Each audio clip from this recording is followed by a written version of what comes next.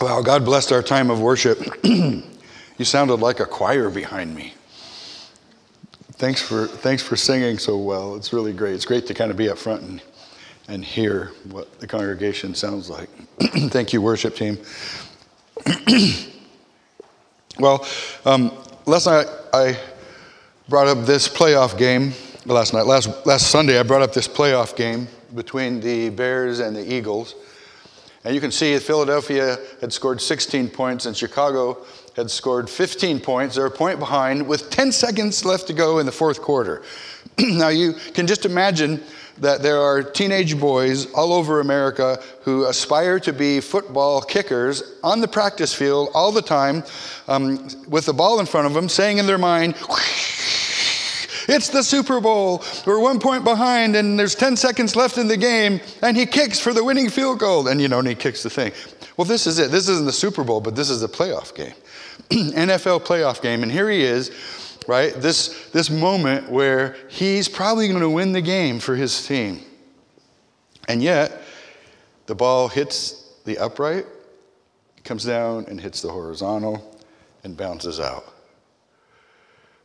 And for several hours, he's the GOAT of the team because he lost the game for them. He should have been able to make that field goal, but he missed. And imagine how he felt. Imagine how he didn't even want to go into the locker room, but he had to because that's where his clothes were. Didn't want to face his teammates. What did his teammates tell him? I imagine they were, trying to lift him up, and maybe they said it's okay, but I don't know. Maybe some of them said, "You goat, why did you?" Because that cost them a lot of money. You lose that playoff game, and that's going to cost the players a lot of money. But it turns out that he didn't remain the GOAT because one of the defensive players got a hand on that ball. And just the hand of that defensive player made all the difference on that ball. Now, would the ball have gone through anyway? We'll never know. But now it's not the kicker's fault. It's somebody else's. Well, I want us to look at Genesis chapter 1, 25 verses. We'll get through them fairly quickly, I think. But this is the creation story up to the creation of human beings. I don't want to have a science lesson, although science comes into this, doesn't it?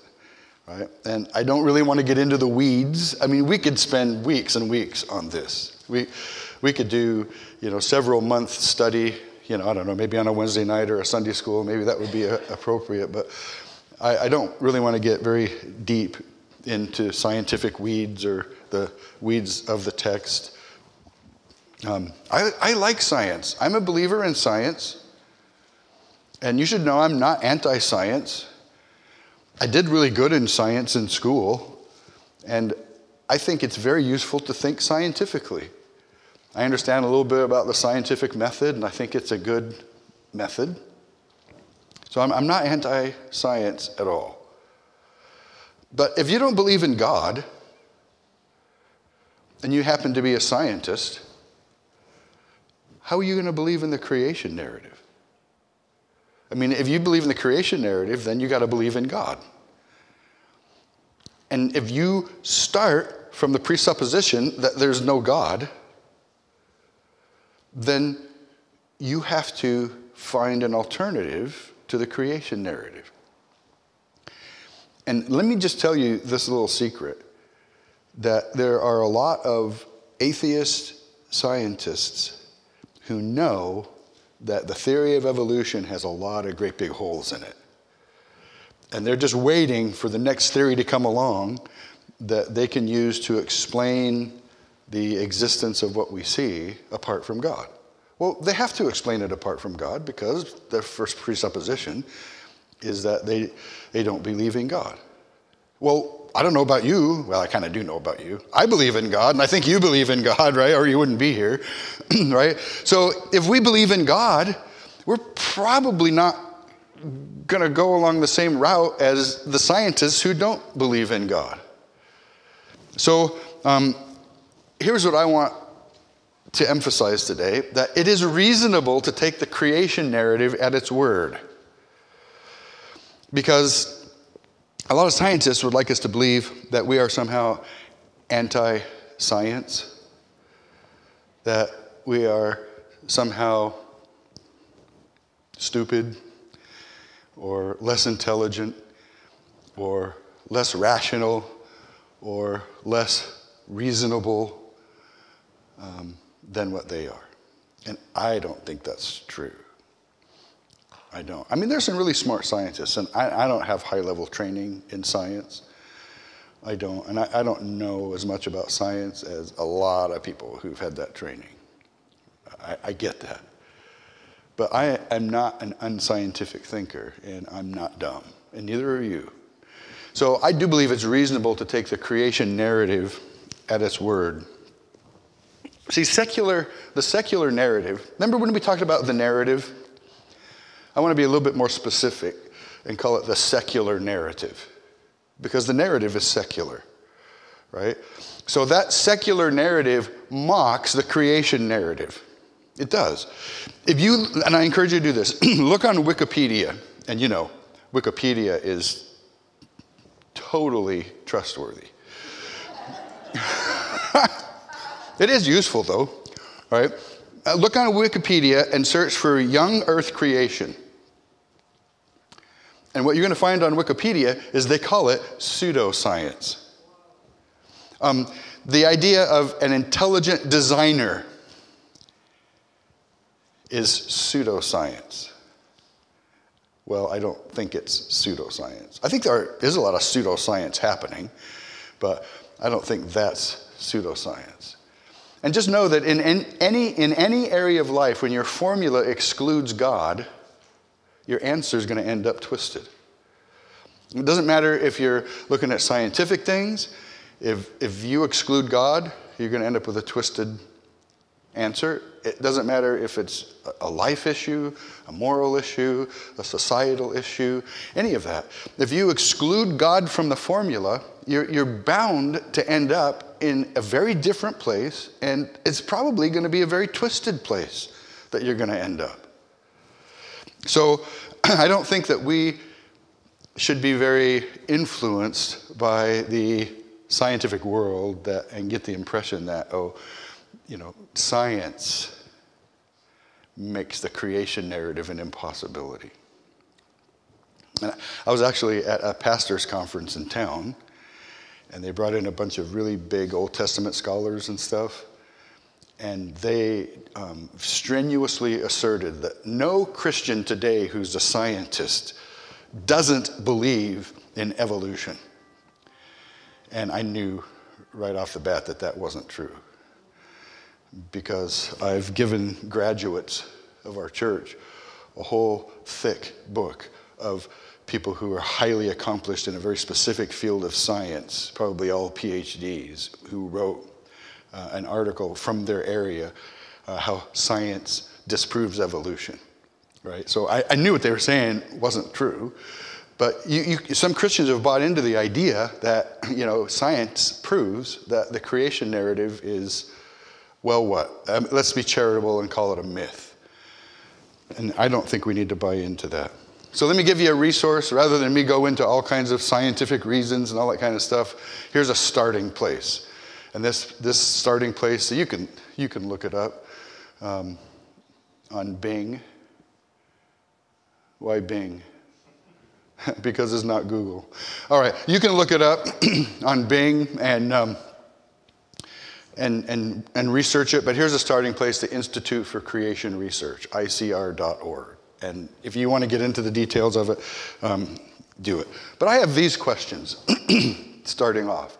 First of all, is the creation story a myth, or is it literally true? Secondly, is there a gap between Genesis 1:1 and verse 2 or 3? Some people posit the theory that, see, the trouble is you got to explain huge expanses of time. And so people say, well, there's just eons and eons between Genesis 1:1 and the rest of the story, the gap theory. So I want to ask that question. Are the 6 days 24-hour periods? How long ago did creation happen?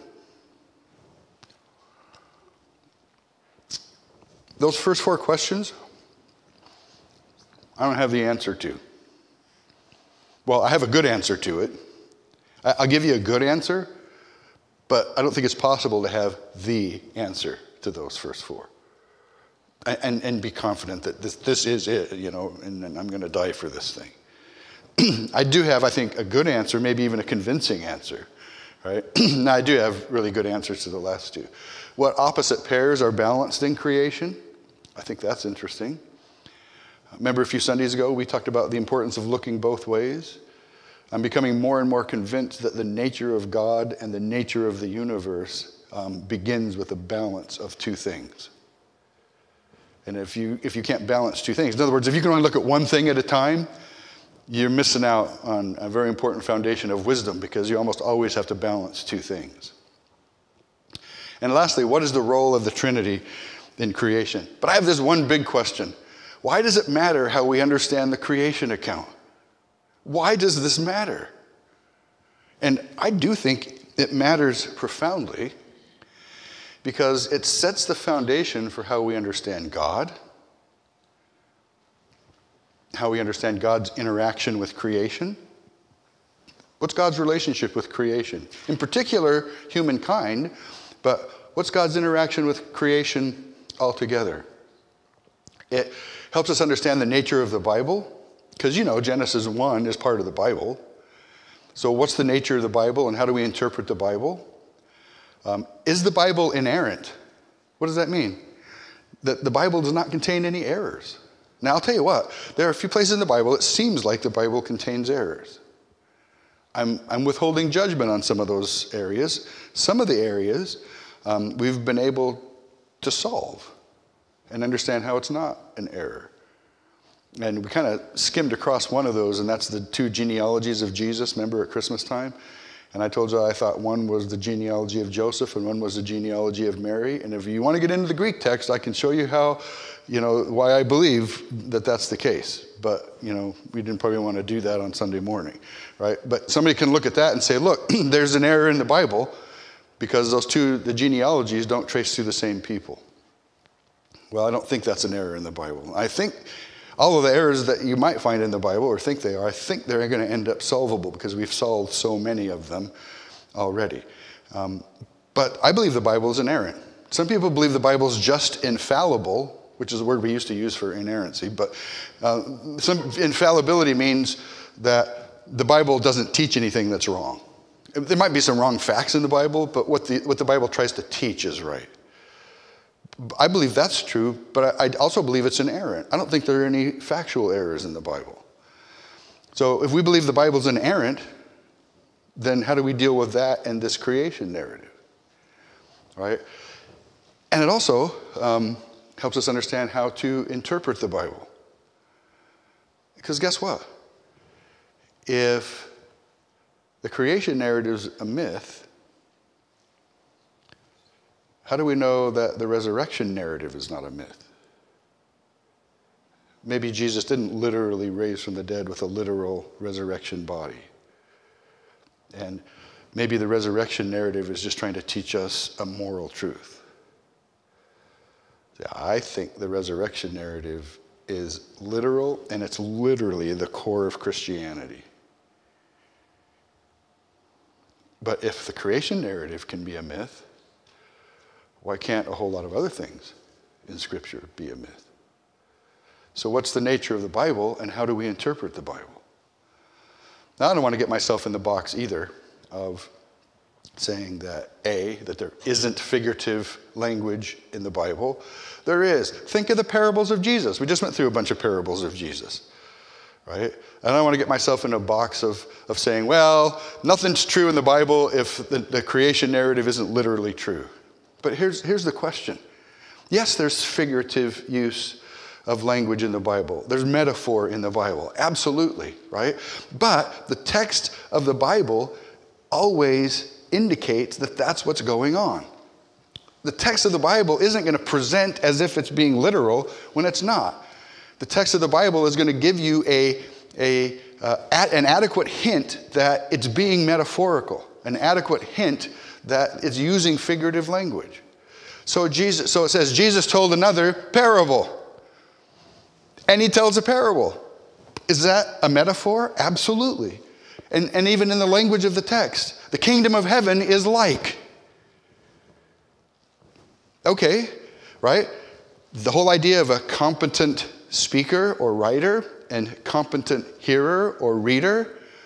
If you have a competent writer and a competent reader, then the writer will include clues. Like we joke at home, I need to work on my sarcastic voice, right? And one of the ways when you're talking that you clue that you're being sarcastic is you use a sarcastic tone, right? Yeah, right. Or yeah, right. You could say yeah, right in a lot of different ways, and it has a completely different meaning, right? Well, that's when you're speaking, but a written text has to do the same thing. As a writer, you have to know the ways and use the ways of cluing the reader that you're being literal or you're not being literal, and you should make the assumption that it's being literal unless you find those clues. So if we're going to be a competent reader and assume that the writers of the Bible are competent writers, then we're going to see clues, hit us in the forehead, and Jesus told another parable. Whack, there it is. Okay, look for a metaphor. Okay? Well, you could argue that there are clues in the Genesis text that this is a metaphor. I'm not saying you can't make that argument. All right? But I just think that these questions are important. And how we look at this, and I don't think it's a coincidence, when you look at the creation narrative one way, you end up with a certain kind of Christianity.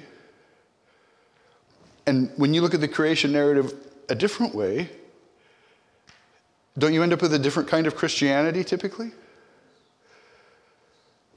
Don't think that's a coincidence. So here's the text. Are you ready? Genesis 1. In the beginning, God created the heavens and the earth. Now, I think that's kind of a topic statement, an overarching statement. This is what this chapter is going to be about. In the beginning, God created the heavens and the earth. But it kind of doubles up. Okay, remember? Two things at once. And this is literature. This is sophisticated literature. We have to know that. Right? And this chapter is kind of poetic. We have to recognize that. But I think this is kind of an introductory statement, but at the same time, it tells you the first thing that happened. God created the heavens and the earth. And it even uses the terms heaven and earth in their broadest kind of way. And later, these terms are going to be used in a narrower kind of way. So you watch the flow of the narrative, right? So here, heaven and earth, there's a literary device where you mention two extremes, and you mean those two extremes and everything in between. It's a way of saying everything. Couldn't this have just as easily said, in the beginning, God created everything? And that's what this is trying to say. Here, when it talks about heavens, I think heavens is at least beyond where we live, including where God lives, where God dwells. Do you think about that? God pre-exists heaven. There is a physical heaven where there are angels and things like that, where there's a heavenly holy place. And there was a time when that didn't exist, if you can use that language of time. But God created that. So heavens and earth is talking about the dwelling place of God, the dwelling place of humanity, and everything in between. So in the beginning, God created the heavens and the earth. And the earth was formless and void. Listen to the poetry of this in Hebrew. And the earth was tohu vavohu. Isn't that great? Tohu vavohu. So all of a sudden, right from the start, we get some poetic language. We get a sense of this being poetic. It's narrative, but it's poetic narrative. So in the earth was formless and void. Chaos. There was chaos. And what God did was bring order out of chaos. You know the word cosmos, world, means order. God brought order out of chaos. And think of this, and we'll talk more about this, I think, but the fall and the curse introduced a level of chaos into the order of creation. And as we live, we can either promote chaos or order. We made the world a better place yesterday by bringing order to some mess around my place. Anybody ever had mess around your place? I don't know. Well, we brought some order to mess around my place. Oregon's trying to eat my house and make a mess of my property and constantly, never gives up. And so there are times when I have to not give up and fight back, right? But that's what God is doing. In the beginning, there was chaos, and God is working to bring order out of chaos. Darkness was over the surface of the deep. And get this, the Spirit of God was hovering. This word gives you the idea of a bird brooding over a nest. The Spirit of God is brooding over the surface of the water, just ready to bring forth life and creation. Isn't that amazing? The Spirit of God was hovering over the surface of the water. Then God said, this is so critical, God spoke creation into being. And God said, let there be light. And what happened? There was light. There's no sun yet. There's no stars yet. But there's light. Don't ever think that the sun is the source of light. God is the source of light. And here before God ever creates the sun, there's light. There's light and darkness. Then God said, let there be light, and there was light. God saw that the light was good, and God separated the light from the darkness. And God called the light day, and the darkness he called night. And there was evening and there was morning one day. Could I make a confession to you? Back in seminary when I was learning Hebrew, I learned the word night is Layla. And back in those days, we liked to watch Cheers. That's my confession. It's good to go where everybody knows your name. Well, I thought that was a good, good example for church, really, right? And we have coffee. But there was a character on Cheers. If you ever watched Cheers, remember Fraser Crane? What was the name of his wife? Lilith.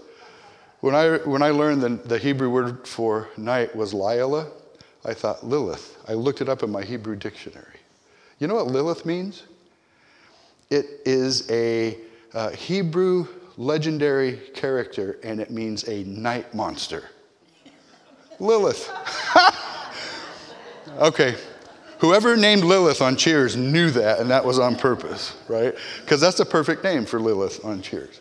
All right? But that's day one. I get the impression when I read this, you ever plan a big event, and in the planning, you say, I got 6 months to plan this event. Maybe it's a jam festival or something, right? And the first 3 months go by, and it seems like you didn't get that much done. And the longer time goes by, you got to get more and more and more done. God's got 6 days, and in the first day, he's got light and darkness, basically, right? And it's going to get intense pretty soon, right? But it seems like it's ramping up like that. All right, so now God said, let there be an expanse. And if you have a King James version, this is a wonderful word, firmament. Don't you love that word, firmament? I have no idea what firmament means, but it's a wonderful, wonderful word. But here the New American Standard says, then God said, let there be an expanse in the midst of the waters, and let it separate the waters from the waters. So God made the expanse, the atmosphere is what we're talking about, and separated the waters which were below the expanse from the waters which were above the expanse. So there's a bunch of really thick clouds and air in between and water. That's what we're talking about. And it was so. God called the expanse heaven. Now we're using heaven in a little bit different word. This is kind of the heaven where the birds fly and the clouds kind of go these days and that kind of a thing, right? And there was evening and there was morning. And check this out, evening and morning. What is there not yet? Sun.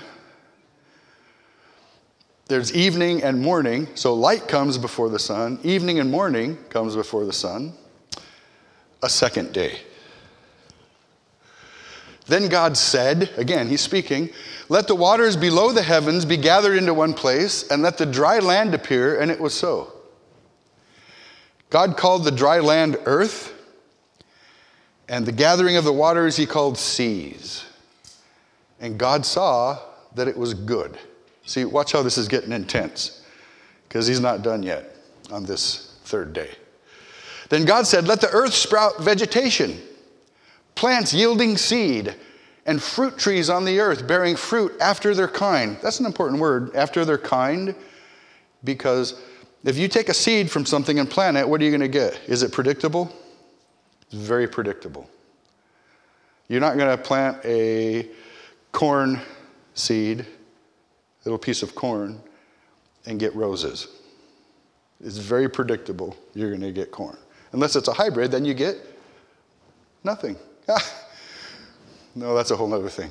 Right? So they've got fruit with seed after their kind, and it was so. So the earth brought forth vegetation, plants yielding seed after their kind, and trees bearing fruit with seed in them after their kind, and God saw that it was good. Now, this is interesting.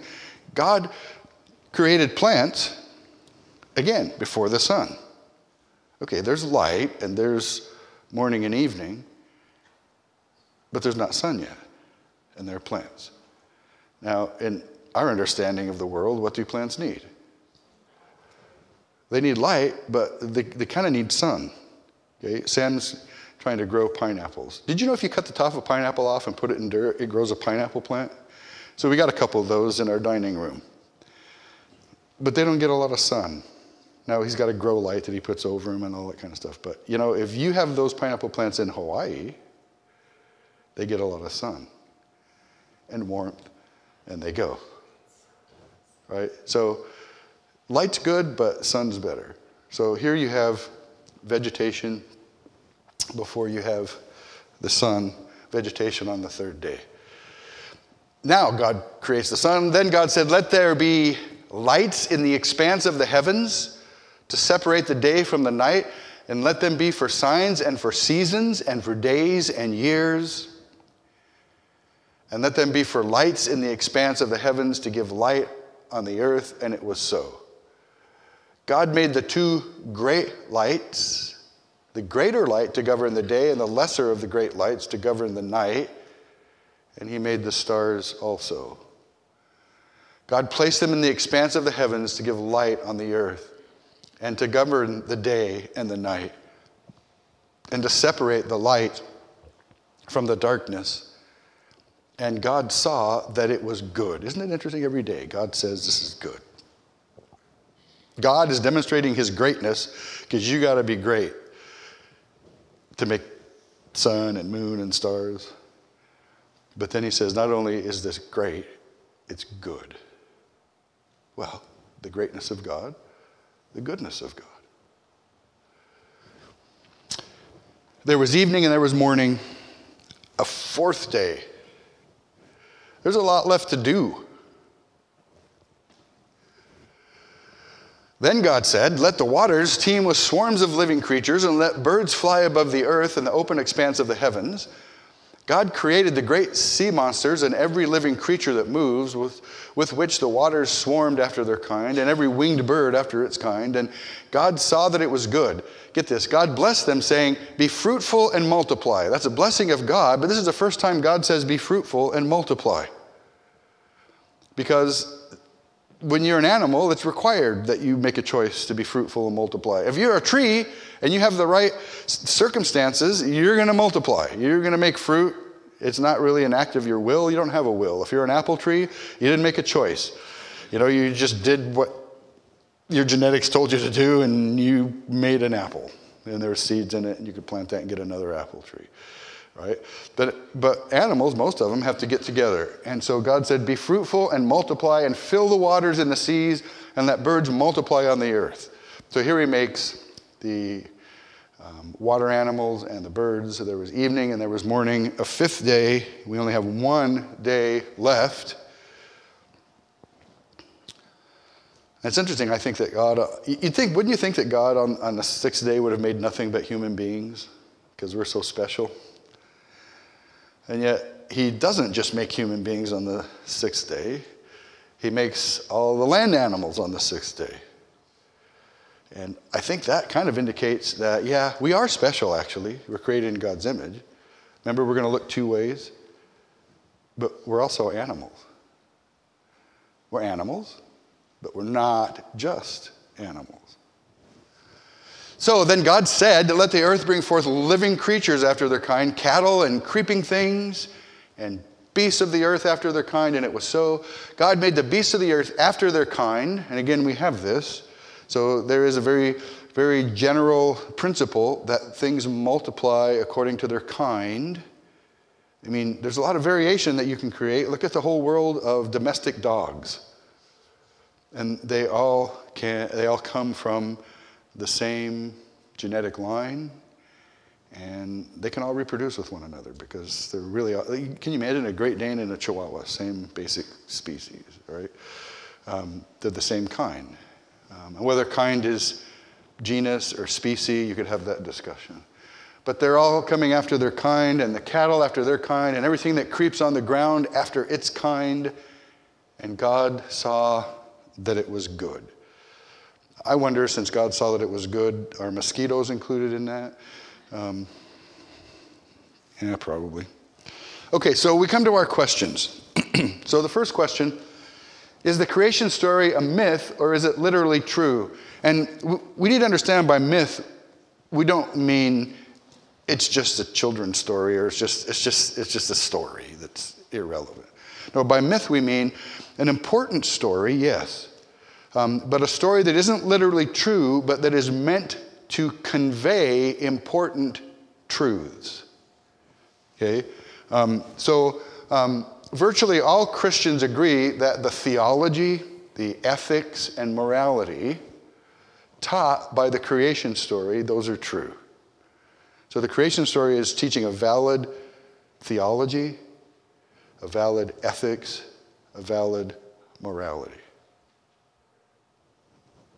You know, there's different views of that, but pretty much all Christians will believe that it teaches something important and true. Well, how do you get those truths? You can only get those truths by applying the text as if the text actually happened. You see what I mean? It's like, well, what if God did create human beings on one day in his image? And what if God said, don't eat from that fruit? And what if they went ahead and ate from the fruit? And what if God then cursed them? Well, that explains the state of creation and humanity today. That didn't really happen. But if it had happened, that would be a great explanation for where we are today. And my point is, why do you have to think it didn't happen? Because if it actually is a great representation and a way of understanding where we're at, it seems to me like it's a great way of understanding where we're at. And maybe more than just a way of understanding, it may be why we're at the place we're at. I just ended with a preposition, forgive me. But this is complicated stuff, isn't it? You get my point? So we get those truths by applying the text as if it actually happened. It's impossible to prove the text isn't literal. You can't prove there's a God. Okay, that's against me. But you can't prove the text isn't literal. Ha, I'm going to use that against you, right? So go ahead and prove the text isn't literal. You can't. But you can say, well, if it were literal, that explains life as we experience it. Well, my question is, well, then why do you have to make it not literal? What motivates you? You don't believe in God? No, you do believe in God if you're a Christian. Oh, you think science disproves. Oh, and you don't want to be seen as anti-science. I get it, right? That's okay. But if the arguments against it being literal are unconvincing, it seems best to assume it's literal. So, question 2, is there a long gap between Genesis 1 and the rest of it? I think probably not. And I don't think a long gap makes good sense of the text. Remember, I'm very oriented toward the text. What does the text tell me? Because I have to start with the assumption that the text is given by a competent text giver. Now, it's my job to be a competent text receiver. And so I'm paying attention to the text. That's what a competent text receiver does. And I don't think that a gap there makes good sense of the text. And get this principle that we talked about last week, that God creates things with the appearance of a history they never had. It makes this unnecessary. And I will guarantee you that that's an unassailable principle. God creates things with the appearance of a history that they never had. We talked about the tree. God didn't create a seed. He created a tree. And that tree looked like it once was a seed. Even if God did create a seed, that seed looked like it once was part of a tree. And it wasn't. So wherever you're at, because see, life is in a cycle. And at some point, God had to start in that cycle. And when he did, it looked like the cycle had been happening. And plants grow in soil. I'm not a soil expert. But what I understand about soil is that it's made up of dead stuff, dead vegetable matter, and stuff that animals leave, including worms, maybe. So if God's going to create plants, they got to have soil to grow in. If you looked at that soil, it looked like soil looks. And soil is only soil because it had a history. You see that? You understand what I'm saying? So that soil that those plants grew in had the appearance of a history that they never really had. And you can go on and on and on. The chicken and the egg. The chicken looked like it had been an egg, but it wasn't. Right? You know that there are lots of instances of God creating? You know, when Jesus healed, wasn't that an act of creation? Wasn't there the appearance of a history that was never lived? Get this. When Jesus rose from the dead, wasn't that an act of creation? See, if God can create like this, I don't have any problem with God bringing about resurrection. And when Jesus rose from the dead on the third day, wasn't that an act of creation? And didn't Jesus' body look like it had a history that it never had? Because Jesus was resurrected to an adult body. So I think it's very difficult to argue against that principle. And once you give that principle, you don't need eons of time. God created a world that's very interesting. You know, how boring would a world be if it looked like it were like 1,000 years old? No Grand Canyon, maybe, you know, none of that stuff, right? Well, God is more creative than that. And God just didn't say, here, I'll put a hole here. God potentially said, hey, I'll put a hole here and I'll make it look like it wore away over a long period of time. Because that's just how good I am. I don't know how long it took the Grand Canyon to form. I don't. I know Mount St. Helens taught us that things form pretty fast, faster than we thought. I don't know. I think to pretend to know. But I kind of have to give the scientists some grace, because I think what they're seeing is a world that looks a lot older than it is. So I don't blame them for thinking the world's really old. I think they overdo it, and I think they're way too confident in their dating methods, right? And I don't know about billions of years, but maybe. I don't know. But, you know, if we can understand, if we could say, hey, yeah, I think it does look older than that. I mean, it has to. I mean, when God created, the world had to look older than it really was, by at least a little bit. Well, what's the stretch? It looks older than it was by a lot. It's God. Doesn't that show you the greatness of God? They say, well, if God did that, it would be deceptive. You know what I thought? If God gave us Genesis 1 that says this, that'd be deceptive. So one of the two is deceptive if you want to go that route, right? And I don't think the Bible is deceptive. So I think the gap theory is highly speculative and not even hinted at by the text. As I said, the gap theory seems to cause more problems than it solves. See, once I understand the creation with the appearance of a history that the thing never had, once I understand that, it takes away the time problem. For me, anyway. So are the 6 days 24-hour periods? A lot of people think that those 6 days are really long periods of time, the day-age theory. Well, why do you need to do that? Because you think that there literally was that much time that had to pass. And I don't know, in the beginning of creation, how did time work? Did time pass in the same way as it does now in the beginning of creation?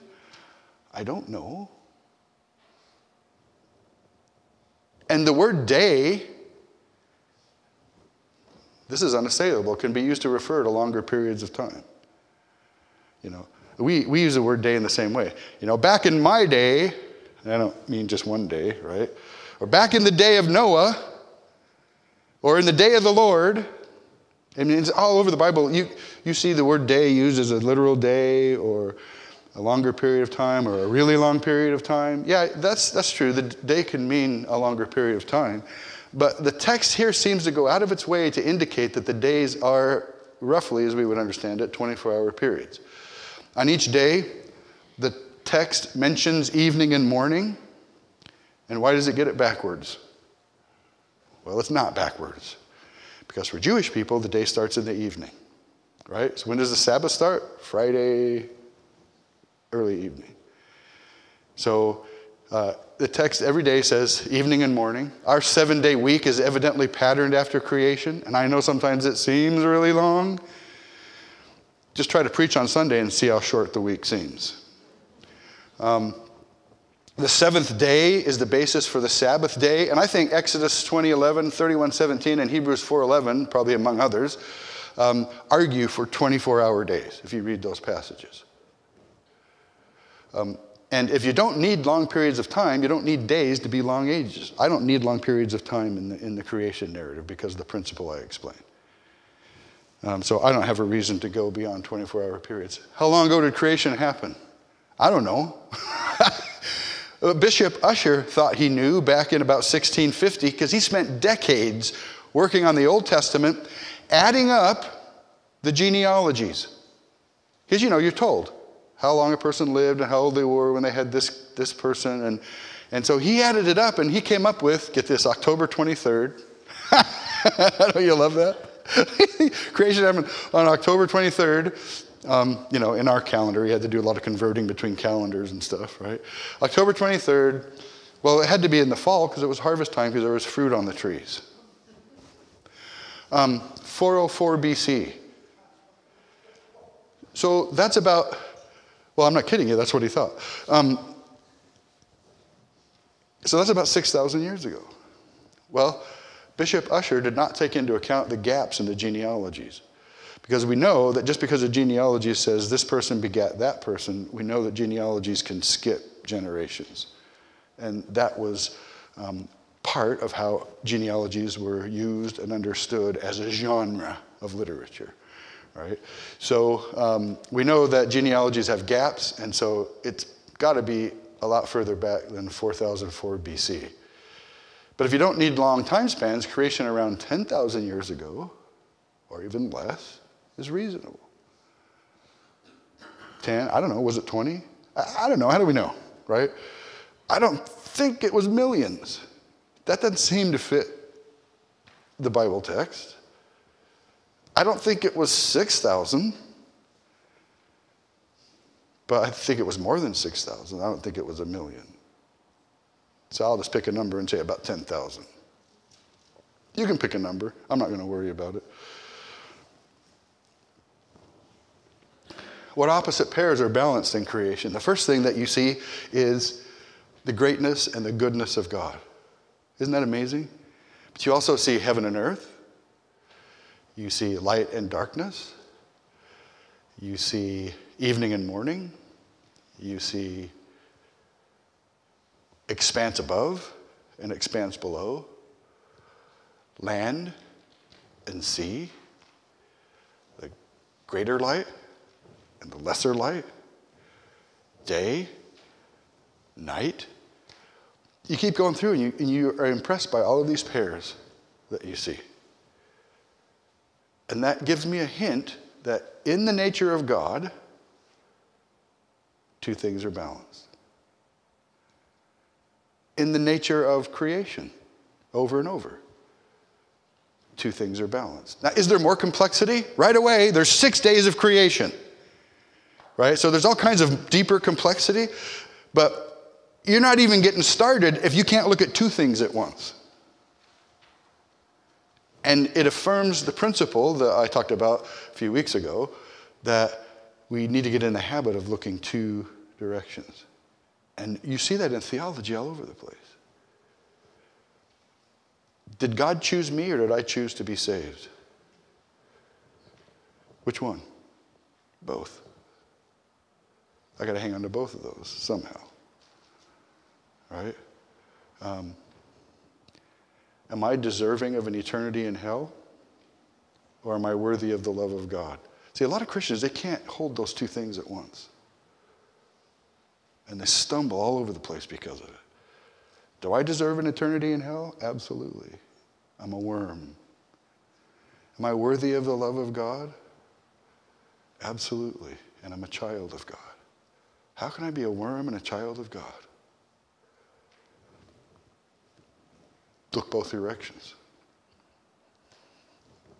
And really the answer is because of what I did and what God did. What I did makes me a worm, what God did makes me a child of God. And it's pretty amazing that God can take a worm and make that worm a child of God. Well, why do we have to exclude one of those? We have to take the hymn that says, "Such a worm as I," and change the word. What? Did we come to a healthier Christianity when we did that? I don't think so. So I think that affirms that principle. Look both directions in life. Look both directions. With your spouse. Oh, he's so messy. But he's really creative. You know what? One of the things Carrie liked about me the most, can I share this? She liked I was spontaneous when we were dating. You know what she hates most about me now? I'm spontaneous, right? So that's the way it goes. You two take a lesson from that right there, okay? Just know that what you like about each other the most now, it might be the hardest thing going forward. We'll talk about that. Right? But look both ways. So what's the advantage of being spontaneous? What's the disadvantage of being spontaneous? But what if you're totally not spontaneous? What's the advantage of that? And what's the disadvantage of that? See? So you can look at your spouse and you can make a whole list of things that you don't like. And I guarantee you, if you think about every one of those things, there's an opposite thing that you really love. Look at your kids. Either your kids are devils or angels. Which is it? You know what the answer is? Probably both. So look both ways with your kids. You know, same thing with work. Your job, your boss, your employees, your chair, whatever it is. Well, chairs can be just bad, right? But generally in life, it really pays to look both directions. I would like you to look both directions when you think of me. Because you can make a list of negative things about me. But what about the corresponding positive things? And I don't mind if you make a list of positive things about me and say, yeah, but that has a corresponding negative. Because it's like that with all of us. It's just being realistic, right? And I think that's the first step to wisdom. When you can look both directions, you're on your way to wisdom. And I think not only the nature of God, but the very nature of reality as God has created it affirms that. What's the role of the Trinity in creation? God the Father is the ultimate planner and creator. Scripture tells us that God the Father made the plan for creation. The Spirit of God, I love this, broods over the surface of the deep. The Spirit of God is intimately involved with creation. And God's Word is the creative force. John tells us, get this about the book of John. If you look at in the beginning of the book of John, it goes through the first 5 books of Moses. And the beginning of the book of John alludes to Genesis, and then it goes to Exodus, and it goes through the first 5 books of Moses. So the beginning of John points toward Genesis. We're almost finished. It says in the beginning, do you recognize that language? In the Greek New Testament, it begins exactly like the Greek Old Testament, the Septuagint in Genesis 1:1. In the beginning was the Word, and the Word was God, and the Word was with God. He was in the beginning with God. All things came into being through the Word, through Him. You see that, don't you?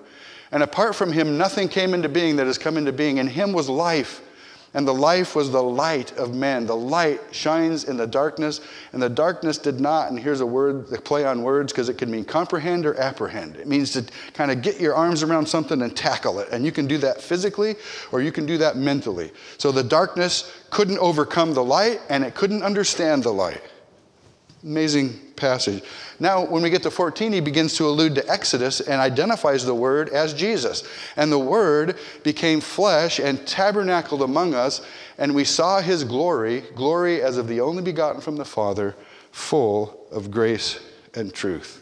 So here's my point. It is reasonable for us to take the creation narrative at its word. Remember that resource? icr.org. Now to apply. The Bible we read is trustworthy. And I know you're going to get all kinds of ideas if you listen to the scientific world, even sometimes Christians, that it's not really trustworthy, at least it's not literal. And I don't think that's proven. The Creator, God we serve, is trustworthy. He's not leading us astray. If He's great enough to create something that good, He's trustworthy.